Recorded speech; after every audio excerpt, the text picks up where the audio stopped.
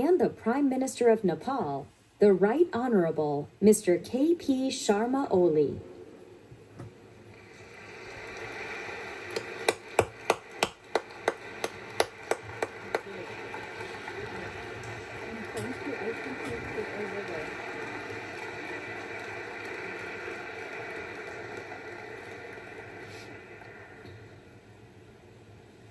Wonderful. Welcome, everybody, to the World Leaders Forum.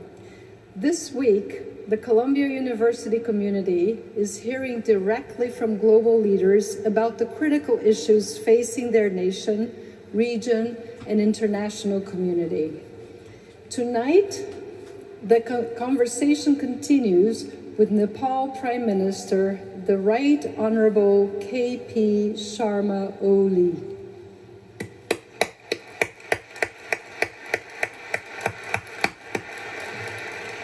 It is an honor to welcome you to Columbia University.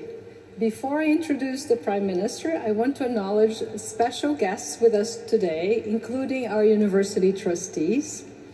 We are privileged that Professor Janek Radin, an accomplished lawyer, scholar, and international counselor, will serve as today's moderator.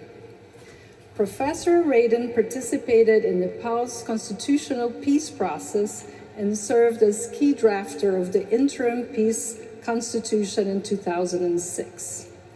Thank you for being here, Professor Radin.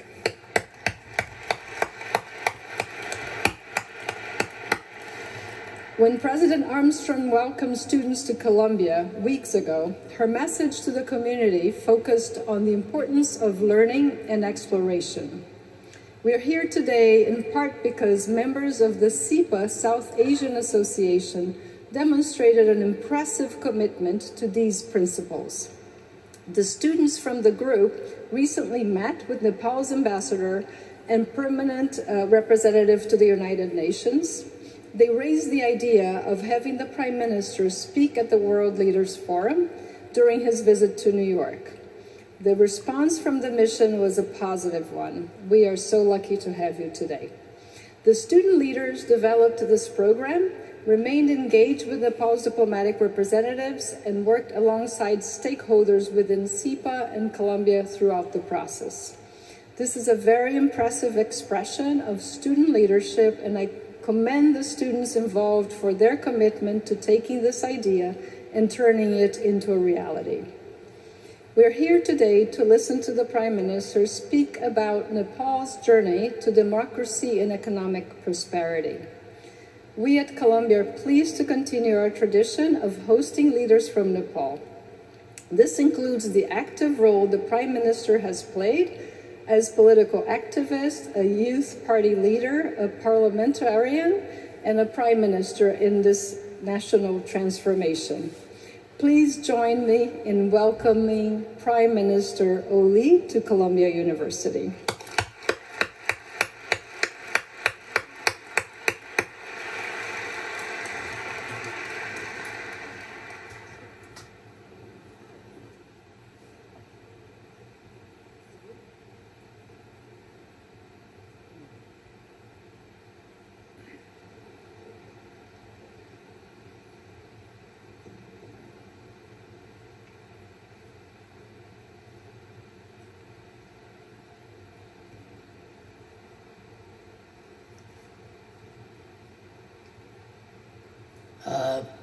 Professors,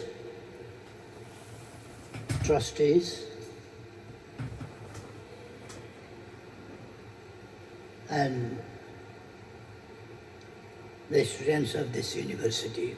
Nepal का प्रधानमन्त्री KP Sharma Oli अहिले Colombia university द्वारा आयोजित world leaders फोरममा बोल्दै हुनुहुन्छ। बाँकी वाकै सम्बोधनबाट सुनौ। In our Nepali culture, we regard places of learning as temples of wisdom, and when I am standing here, I feel as though I am standing in one of the grandest temples of all. I extend my heartfelt thanks to you, Madam Provost, for this gracious invitation.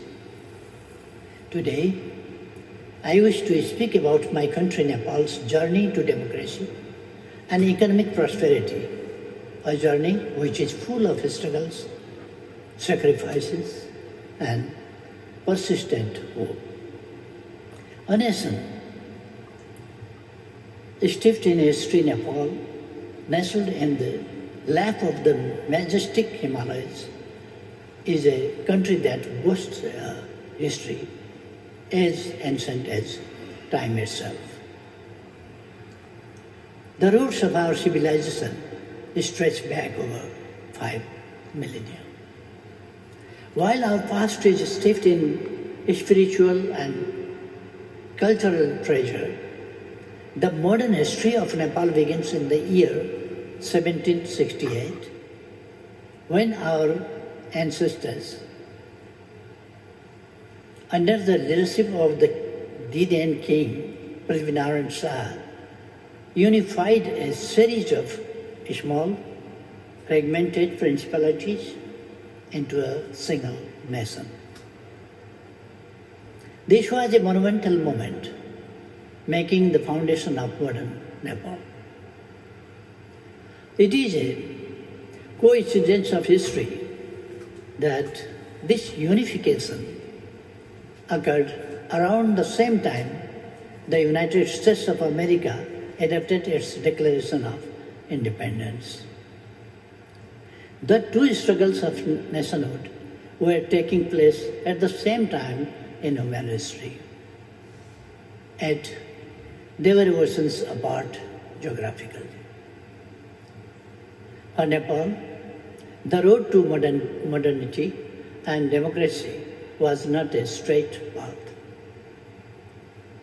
For 104 years, under the Rana oligarchy, the people of Nepal endured the tyranny of an authoritarian regime that suppressed their freedoms and stifled their potential. The first dawn of democracy, the year 1951, marked a turning point in Nepal's history.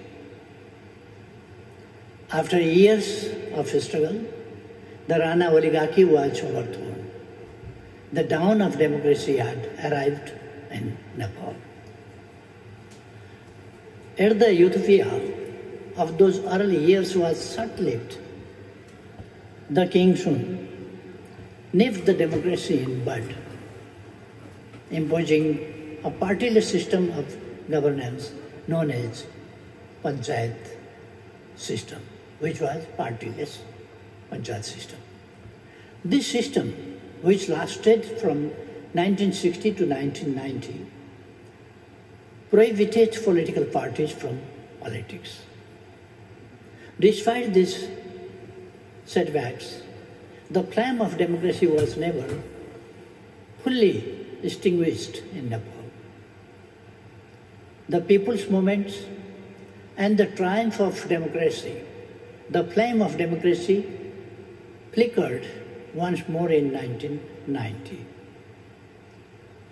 ignited by a massive popular movement known as the Jana Andolan or People's Movement, which compelled the autocratic monarchy to yield to demand for a democratic constitution. The Constitution of 1990 established Nepal as a constitutional monarchy with a multi-party democratic system and enshrined fundamental rights such as freedom of speech, assembly, and association.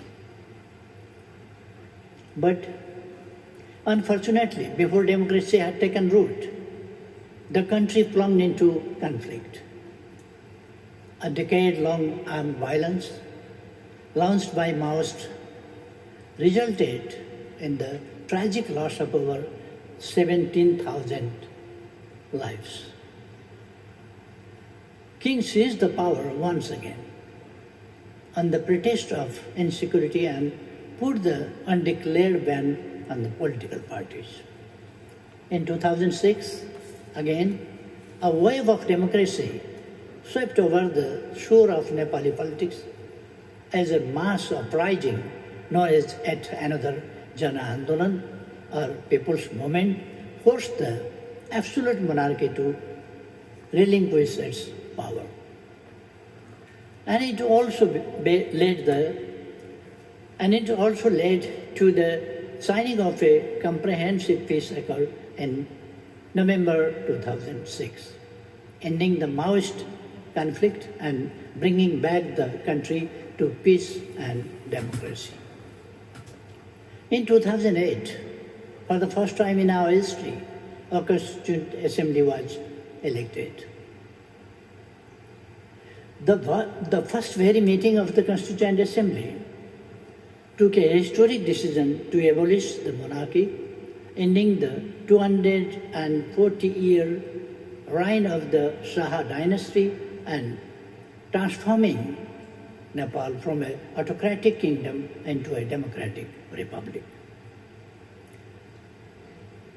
This momentous achievement proved the fact that people are mightier than armed violence or autocratic power based on traditional or hereditary. And people are ultimate force to drive the history and shape their own destiny. The promulgation of the Constitution and the road ahead. The Constitution of 2015, written by the elected Constituent Assembly, represents the culmination of Nepali people's 7 decades or more of political struggle and sacrifices. It has provided a stable legal foundation, allowing us to focus on the next phase of our national journey, the pursuit of economic prosperity.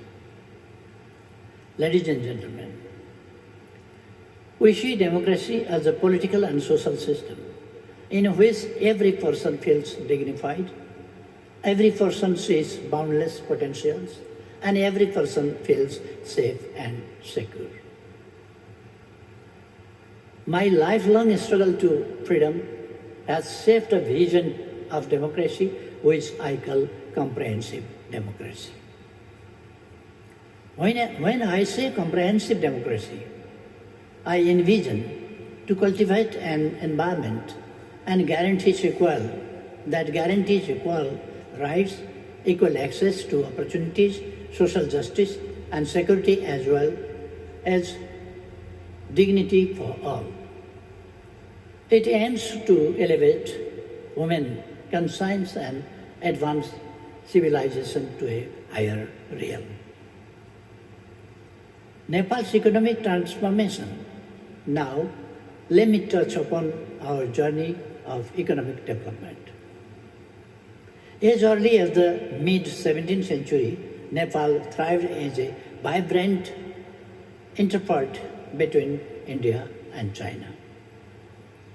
Trade between these two great nations was routed through Kathmandu, the capital of Nepal, and so much so that Nepal enjoyed the lucrative privilege of minting silver coins for Tibet, a highly profitable enterprise. However, after the establishment of modern Nepal in 1768, the nation was embroiled to continuous wars for expansion and consolidation for several decades, leaving little room to focus on economic development. For much of the 20th century, Nepal's economy was largely feudal and agrarian with widespread poverty.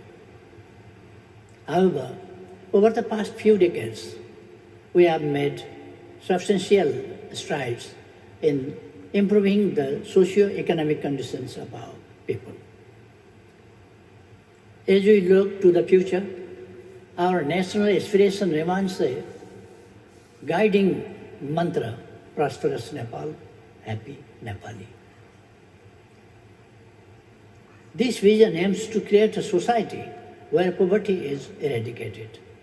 All are benefited from development and every individual lives with dignity and hope.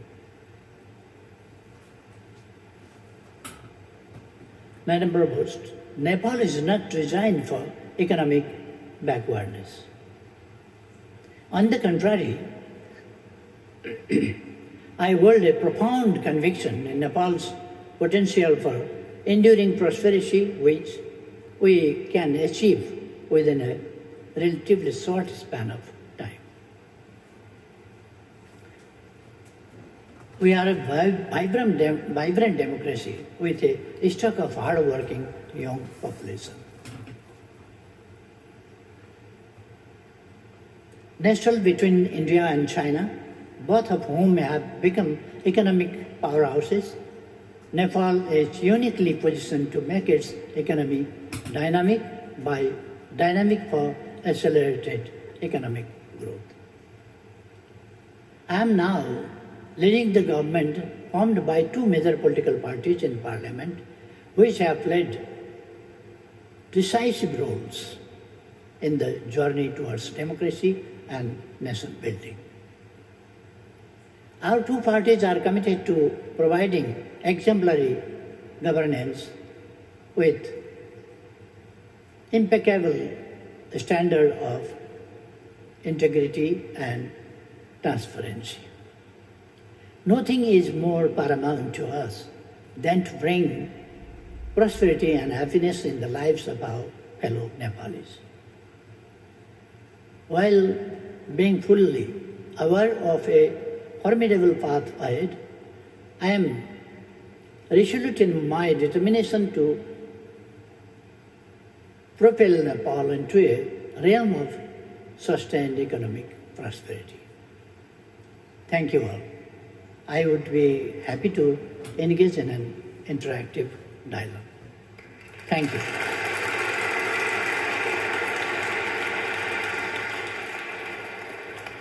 Okay. Thank you, Prime Minister, for sharing your thoughts, since you have been part of the history, the modern history of Nepal. So we hear it right from an actor. Nepal, as you may or may not know, has been dear to my heart because I was instrumental and honored by being a drafter of the interim constitution, which was interim by definition to bring peace to Nepal. And so I'm very glad to welcome you again to Colombia. I'm noted for asking a lot of questions, but I'm going to restrain because students want to ask questions. But I will take the liberty of being the moderator of asking 3 questions. And they're going to be pragmatic questions, at least 2 of them. And democracy has to be sought, has to be lived. But in order to live it, you also have to develop, as you say, give opportunity to the next generation as well as the present. However, you have a challenge. You're landlocked, which is, you have Mount Everest, but you're still landlocked. The result of this also has been that per year, according to the statistics, 1 million people leave Nepal every year, and 100,000 students around the world, including here at Columbia. We enjoy them, we appreciate them, but your country needs them. So the challenge is your education and development. So what steps will you be taking in the near future to make it a home for the million who are leaving, as well as the 100,000 that have left to get education elsewhere? Thank you, Professor. I talked about the history of Nepal, the political history, and the history of economic development as well. And on the question of economic development, when we are talking about, it is related to the education, health, job opportunities, and the economic other conditions of the country. And without improving appropriate and capable human resource, we cannot develop the country particularly. It is not good that our young population is flying away from the country, and they are being migrated for education and for job opportunities. Of course, there are not that much appropriate job opportunities in Nepal, so most of the youth who are going outside, they are going for job. So they will be back. People talk about the rush in the airport. Youths are going outside, but they don't take any account of the people who are coming back too. Equally, people are going outside and coming back too. But the number of people who are going outside is larger than who are returning back. Of course, who are going outside for job, seeking jobs, they are coming back.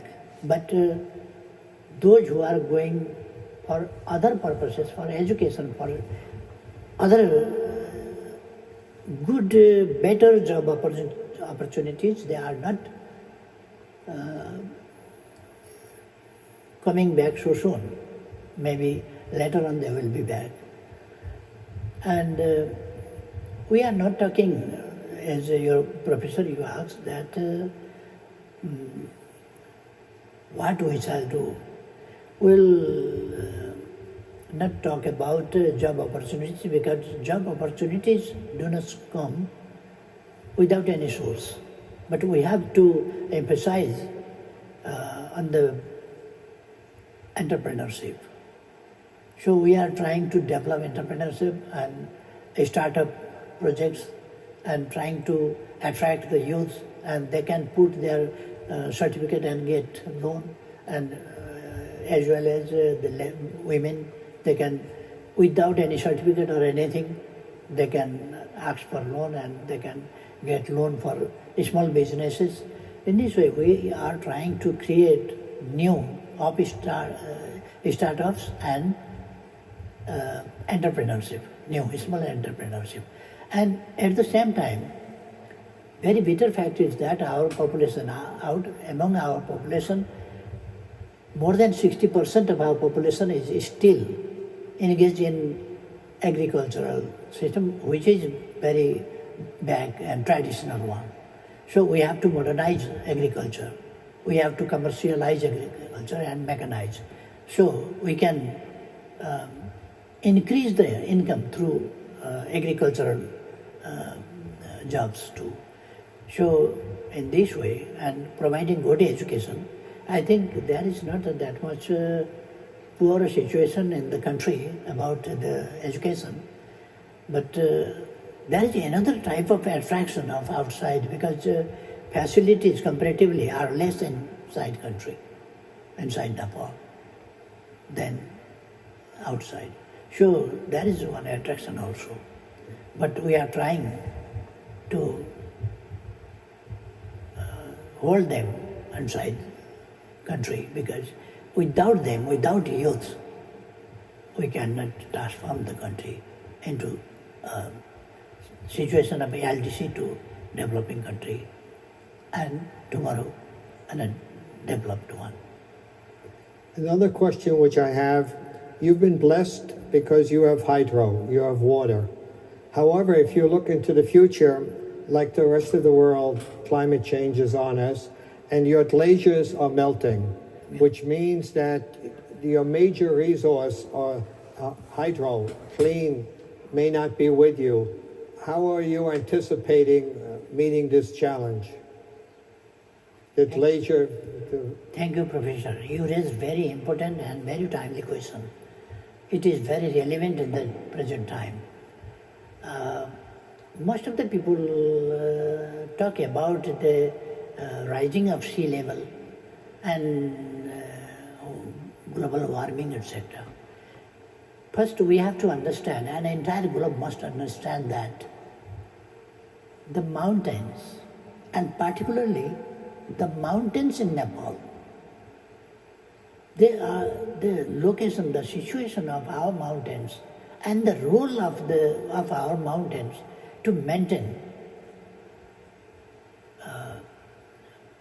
climate balance and ecosystem is especially important, because Those are between the line of Cancer and line of Capricorn.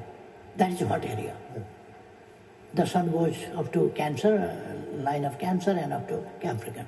This is hot area. And being situated at the hot area, and those mountains are holding snows, ice, because of the altitude. They are in the hot place, but there is ice.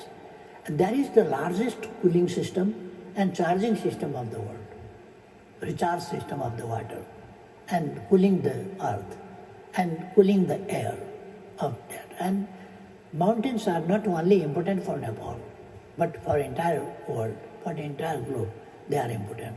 So I would like to draw attention of the world that if we talk about the rise of sea levels and the danger of sinking of small island countries,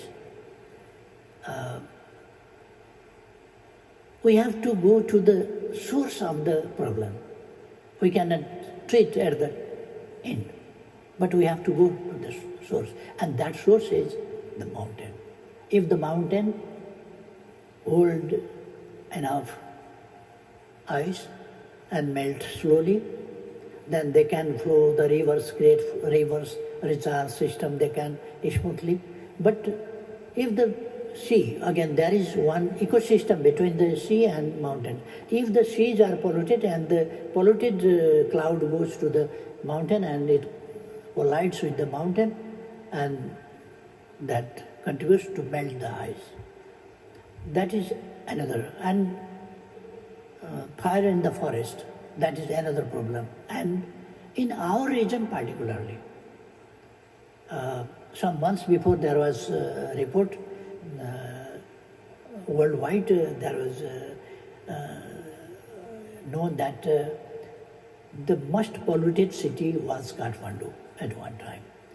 It was for about 1 week or 2 weeks about, because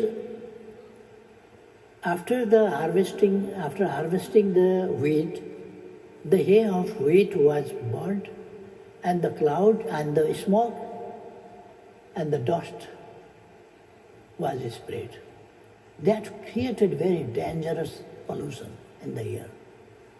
And that is salty, and that is acidic, and that goes to collide with the mountains and the ice melts. That's the problem. Sure, until now, in my opinion, we are contributing 46% of our land for forest, as well as our mountains are 70%. 46, 70, 63. And rivers and ponds, etc., and lakes, including more than 70% of land, we are contributing for the climate issues. So that is the huge contribution of Nepal. And we are conscious, we are aware about the importance of this issue and for the future. And when we talk about the future, we talk about planet and people. We have to save the planet, we have to save the people, and safer and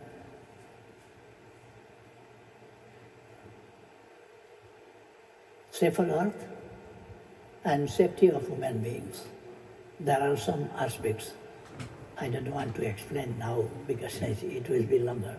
So, as you asked me, Professor, on the question of climate change, that's our opinion, and we are conscious about that. And we urge the entire world to be conscious and treat at the point of origin from where the problem is from. Well said. Although I'm supposed to start Q&A, I have one more question for you. Our students, many of them are entrepreneurs. Can you tell them why they should join you in Nepal as an entrepreneur? What message would you like to give them?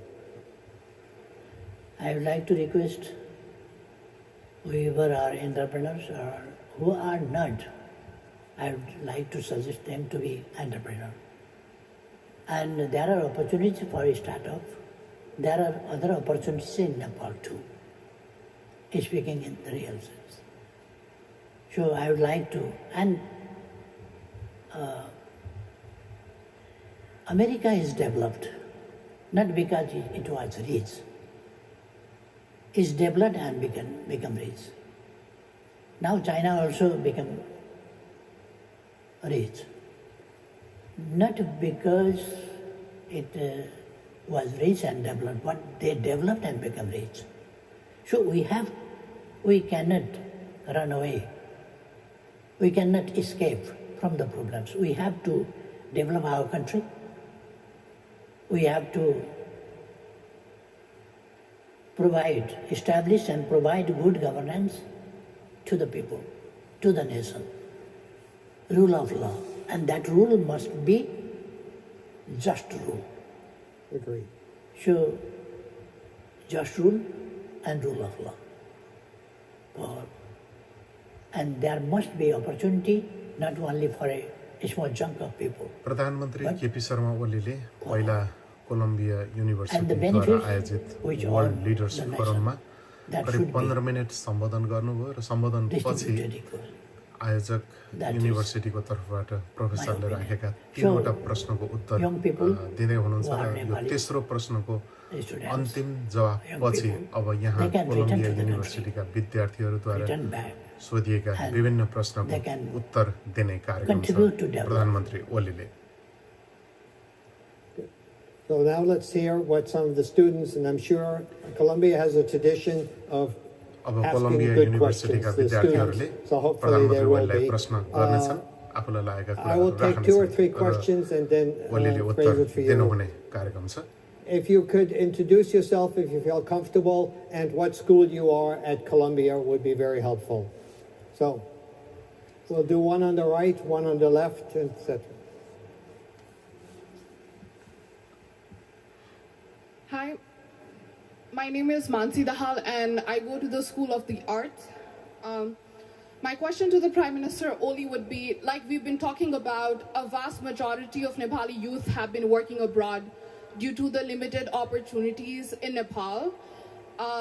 You and your government has been in power for over decades now. Is this not a concern for you and the government? Because as an emerging nation, I see this as a huge threat to not have the youth in the country. Secondly, you have been saying that you think the youths are important and they need to come back, but why is the older generation like you and other leaders not willing to step down or aside to let the youth run the country? Thank you. Thank you. Okay. Hello, my name is Jonas and I'm a graduate of the School of International and Public Affairs. My question goes to the geography you already talked about. You're located between the 2 most populated countries in the world. How do you balance the relationship with both countries on political and economic levels? Thank you. Thank you. One more, and then. Thank you. My name is Callan Zborowski-Fenster. I'm a freshman in Columbia College majoring in political science. My question is regarding rural life in Nepal and outmigration. Since 2021, Nepal has negative population growth rates in over 30 mountain districts. As rural areas are depopulating, urban areas are growing equally as rapid, with this gap increasing by the thousands every passing day. Nepal citizens of rural communities have come out and said that the reasons for this outmigration can be boiled down to lack of economic opportunities in education and healthcare.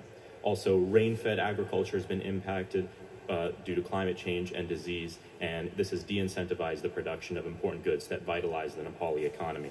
With these grim prospects, rural populations have been moving elsewhere. You said earlier that a possible plan to combat this outmigration is to increase agricultural-based jobs, but yet these agricultural-based jobs and the communities are the very ones that are leaving due to lack of resources. My question is, as someone who comes from a rural town myself, how does the Nepali government plan on prioritizing these rural populations, which are pivotal to the nation? Thank you. So I can sum it up a little bit, but I think one of the aspects that has been said, although the balance between China and India is a different one, is the fact of how do you incentivize the rural, the young, to participate, whether in the leadership or in work? In my opinion, first of all, we have to love our country. If I cannot abandon my mother if she is even poor, I have to look after her problems and try to solve. And if she is poor, I shouldn't hate. I must try to change the situation.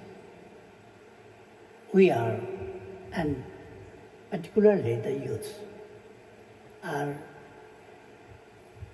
not to run away from the problems, but to face the problem and get victory over them. Every country was poor. There were no facility. When in our country there was education, there was medicine, there was treatment, so many things. So many countries were not formed yet. So we have very glorious history, but because of different selfish rulers and autocratic systems, we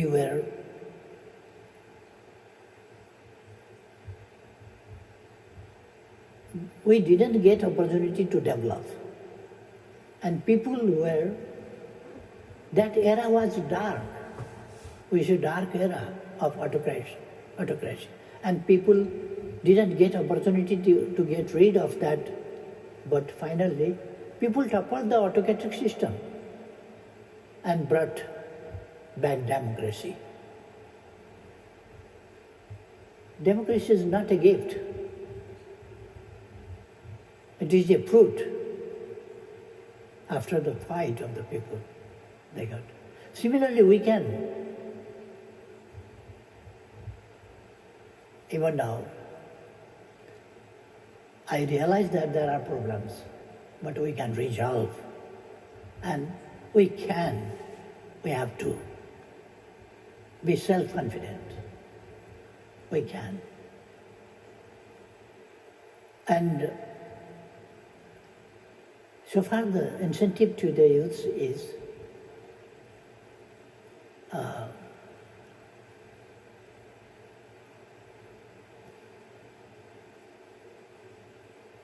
even if the adverse situations are not for always. They are until when we tolerate them. If we reject, then they come to another way. And as I mentioned before too, we have provided opportunities to the youths, startups, loans, and other opportunities as well. Yes, of course. The salary in Nepal is not high. But the market is also very cheap. Price hike is not that much.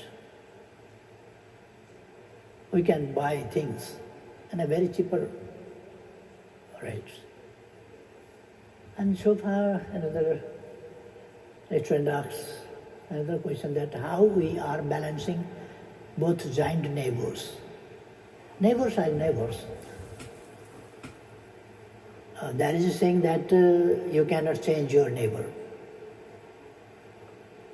So we have to understand that we cannot change our neighbors, and our neighbors also cannot change their neighbors too. So we must deal with them. They are not our enemies. They are our friends. So with friends, we have to put our problems, grievances, demands, and whatever our feeling is and what problems we are facing, we can talk to them frankly, candidly, openly, share our views with them, and through the discussion, through the dialogues, we can reach a point with the proof, with the facts, and being based on the truth. We have to deal with them. So we can. But we cannot give up our national interest, sovereignty, independence. Freedom is a must for us. It's very, very important. And Nepali people must be, I would like to tell Nepali students, we are here, must be proud that we have no independent day, because we were never colonized. We were always independent. So it's a matter of glory. And that glory we have to translate into a prosperous country. And we have to make our people happy. And my government's emphasis now is to, our aim is, our goal is prosperous Nepal, happy Nepali. We want to make Nepal a prosperous one, and the Nepali people happy people. That is our goal. And for this, I don't take as two giant neighbors with different political systems and economic systems, etc., as a negative aspect, but that is positive thing. We have, if we can produce, we have already two huge markets of the world. So we can use them, those markets, if we produce. If we do not produce and if we just import and just we become consumers of others, markets of others, consumers of others, and our small country cannot maintain that. Next one, what are the last question? Well, I think you've answered. We'll get some more questions. We'll start with over here on the right. Hi, I'm Melissa. I'm from the Graduate School of Education, Psychology, and Health, and I just wanted to ask the Prime Minister, with the discussion of democracy and peace, why Nepal decided to abstain at the United Nations General Assembly on demands of ending the Israeli occupation in Palestine, while other South Asian nations voted in favor. Good evening, Prime Minister. Namaste. My name is Om Desai. I'm a first-year student at Columbia College studying political science and economics. My question for you is this. I'm the son of two hardworking Indian-American parents. They immigrated from India to the United States almost 30 years ago, and they've always spoke fondly of the relationship between India and Nepal. Our two countries share a very unique brotherhood, very religiously, culturally, and geopolitically.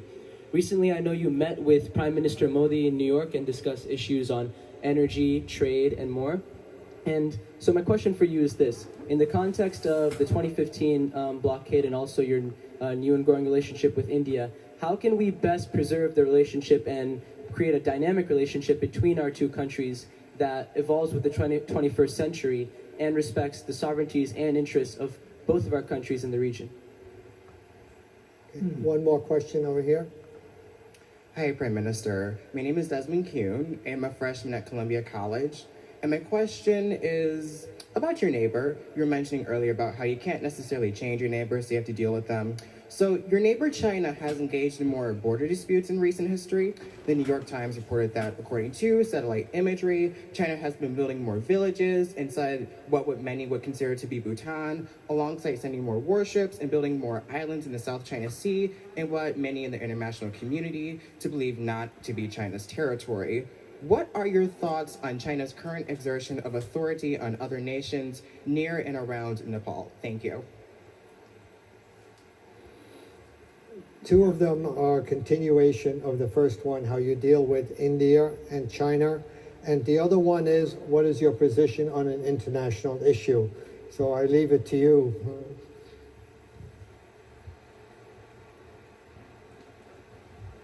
International issue, particularly Palestine, Gaza, in the sense yeah, developing. we are always in favor of peace. We are from the birthplace of Lord Buddha and the fountain of Buddhism. Everybody knows that. And by history, we were always in favor of peace, and Nepal is a very peaceful country.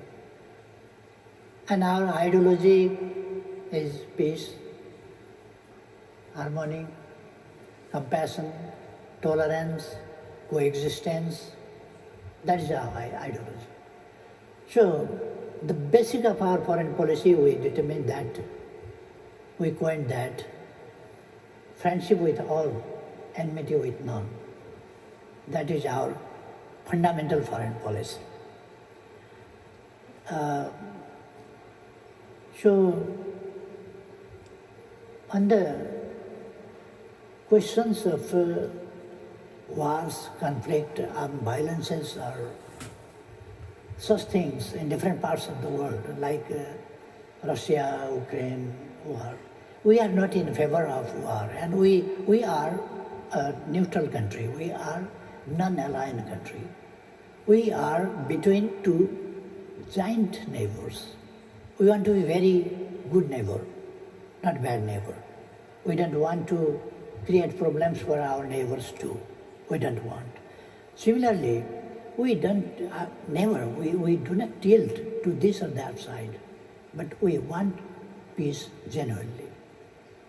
We pray, we talk, we request, and we make efforts too,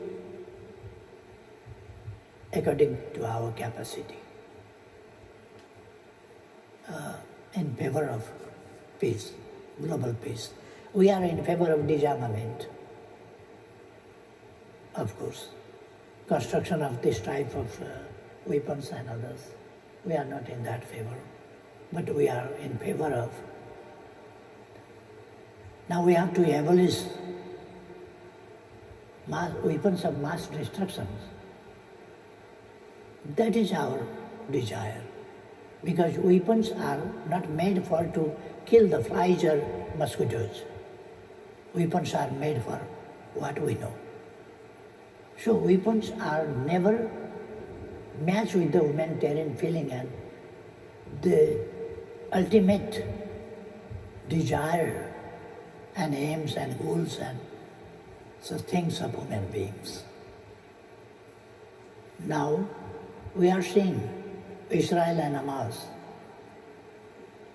Hamas attacked Israel. That was not a good thing. It was bad. But in that name, in that protection, Israel is again destroying the innocent children, innocent old age people who are not involved in war, who are not criminal, and the patients in the hospital who had no crime. They are being killed. So we are in favor of peace, not against anybody.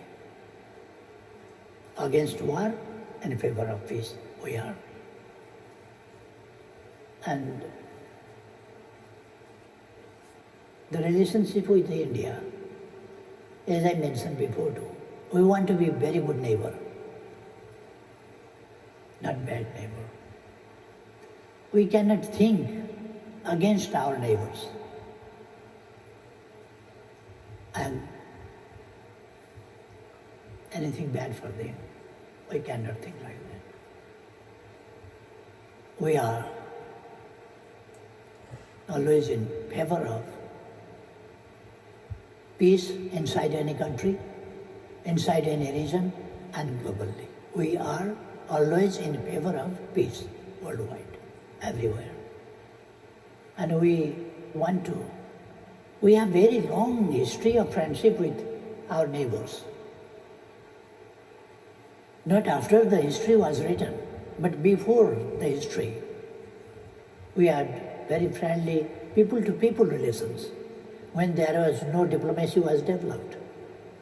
At that time, too, people-to-people relationship was excellent.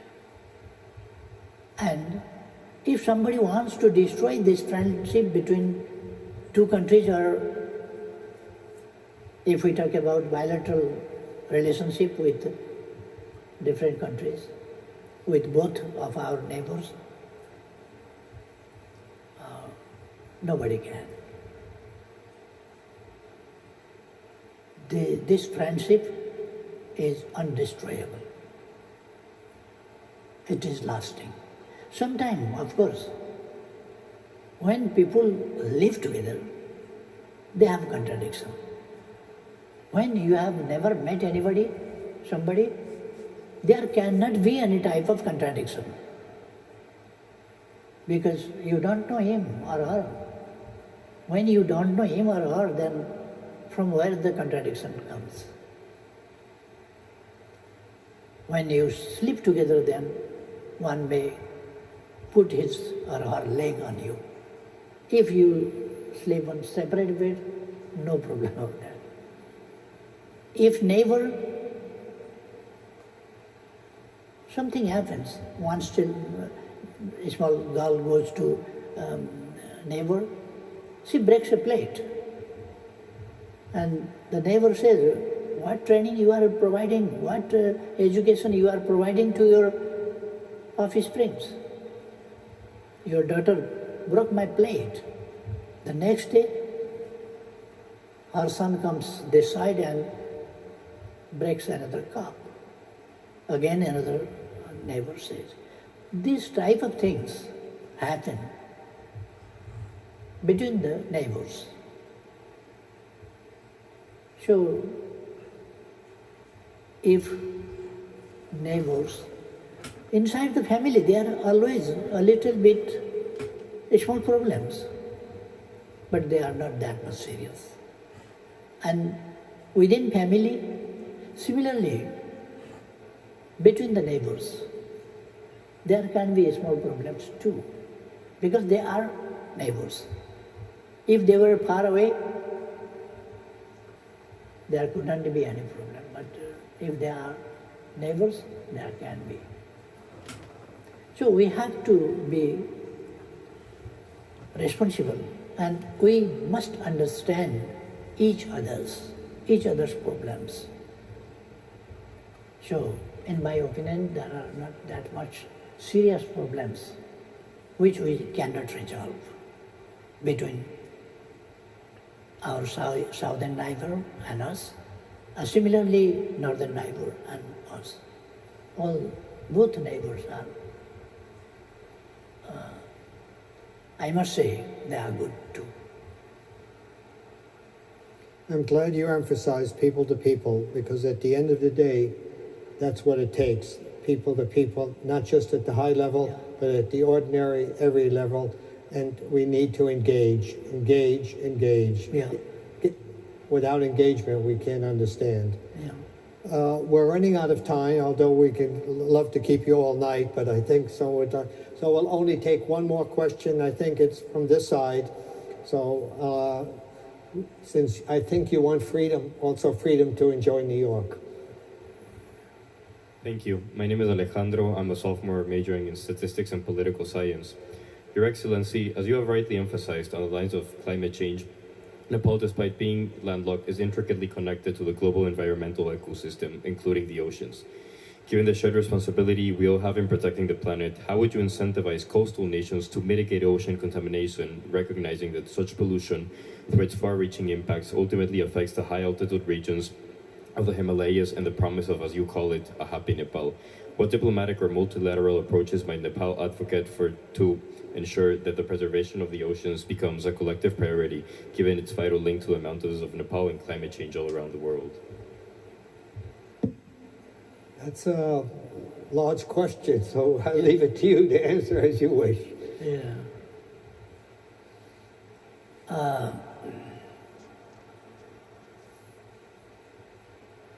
Thank you very much for your question. Again, you raised a question about conservation, climate, etc. How many questions were there? Excuse me?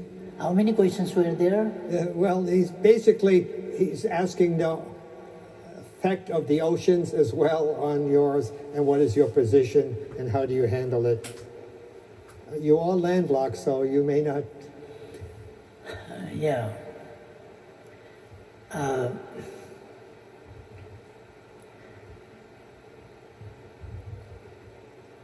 Ours is a diversified country. Very, very natural diversity, geographical, biological, botanical, social, different type of diversities are there. Mount Everest and other mountains, more higher than 8,000 meters, higher than 8,000 meters. There are some 14 peaks, more than 8,000 meters altitude. There are peaks, but we talk about one range, then there are 800 meters, 8 mountains, more than 800 meters, 8,000 meters altitude. So it's unique. And similarly, there are diversities among the animals, grasses, plants, etc. And animals, fishes, birds, everything. We are conscious about to protect those animals. We have elephant, rhino, and so on. We have dolphins, yaks, etc. at the hilly areas. In the mountain areas, we have elephants and yaks, etc., gaidas, etc. And peacock and other different types of, more than 6,000 or more birds we have. Similarly, varieties of fishes, varieties of animals as well.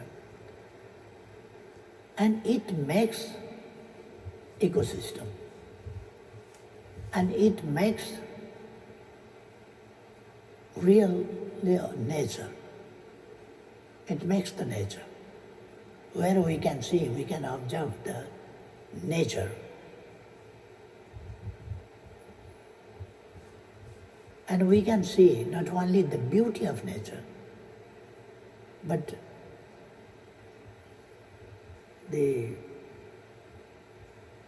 प्रश्नकर्ता Columbia युनिभर्सिटीका professor र त्यहाँ अध्ययनरत 4 जना विद्यार्थीहरूका जति पनि प्रश्नहरू आएका थिए प्रधानमन्त्री ओलीले ती प्रश्नहरूको उत्तर दिँदै हुनुहुन्छ तर उहाँका उत्तरमा परम्परादेखि जुन पुरानो ढर्राको जुन नेपाली पारा छ उत्तर दिने त्यही पारा यहाँ पनि उहाँले दोहोर्याउनु भयो उहाँले पञ्चायतलाई दोष दिनुभयो राजालाई दोष दिनुभयो र उहाँले चाहिँ लोकतन्त्र र गणतन्त्रको अहिले प्रशंसा गर्दै गर्दा धेरै कुराहरू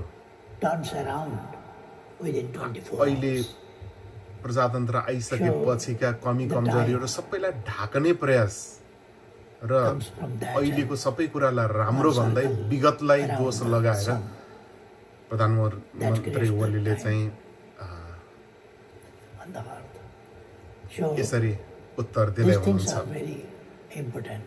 अमेरिकामा 79औं राष्ट्रसङ्घको यो साधारण सभामा यसरी बोल्दै गर्दा अलिकति तयारी अनि भाषाको समस्या भएको भए एउटा ट्रान्सलेसन सहितको पनि व्यवस्था गर्न सकिन्थ्यो तर अपेक्षित उत्तरहरू आउन सकेनन् यसरी नै टुङ्गिँदैछ वर्ल्ड लिडर्स फोरममा ओलीको मन्तव्य र प्रोफेसरले अब बिट मार्ने क्रममा छ I would like to thank all the professors and the students and participants here, and particularly the university who provided me to be here this evening and to address and to exchange opinions and to talk with dear students.